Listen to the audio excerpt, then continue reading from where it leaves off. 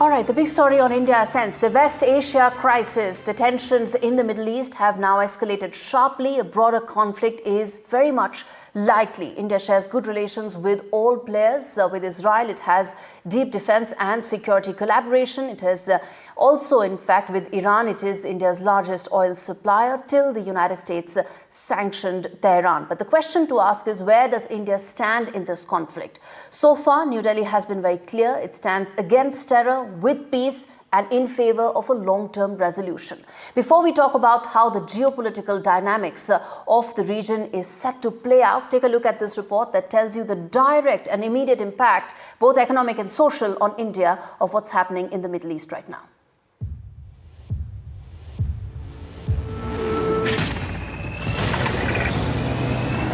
موجه للأمة الإسلامية جمعاء.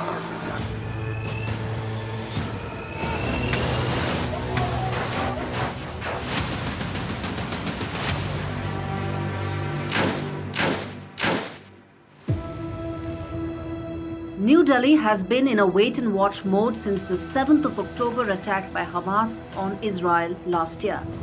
And with the situation quickly spiraling into a major conflict, policymakers in India need to brace for a significant impact from these tensions. For one, there are nearly 90 lakh Indians in the entire Middle East. A broader war could put most of them at risk, requiring the government to ensure safety and possibly swift evacuation. This would also hit the $87 billion of annual remittances that India receives from the Middle East region.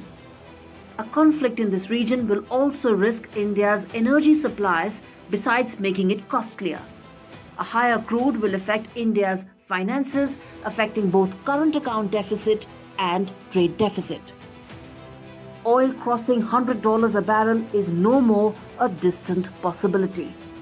At risk is also the Chabahar port, one of India's most recent strategic investments to build linkages with the Central Asian markets and to counter rising Chinese presence in the region. All right, India has a large exposure to this region. Is it in a position to mediate, and is a full-scale war now imminent? That's the question. For one, mediation requires leverage. India is a growing power, but it still has very limited leverage on all parties to ensure any breakthroughs that are needed. Secondly, unlike the attack on Gaza, where a response came from the entire Muslim world, Israel's attacks on Iran have not led to any widespread condemnation because of the fault lines that exist in the Muslim world, whether it's Shia, Sunni, Arab, Persian, pro-West, anti-West. And not everyone is then throwing their lot behind Tehran, which means Iran knows that the escalation will have only limited appeal. And this also explains Iran's Supreme Leader Khamenei's rallying call for all Muslims around the world today after the Friday prayers. Now, at stake is the leadership of the entire Muslim community. Thirdly, there are internal political factors that are also at play. The Iranian dispensation, mind you, is very unpopular. The anger that started with the hijab protest still simmers, and escalation could just add to that political uncertainty for its leadership.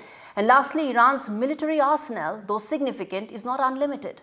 Figures aren't available, but at some point of time, its ballistic missiles will get exhausted. It fired 180 ballistic missiles. How many more can it fire? 200, 300, 500 at best. This is why this is a situation where the interplay of political, military, and geopolitical realities makes it complex, dynamic, and that much harder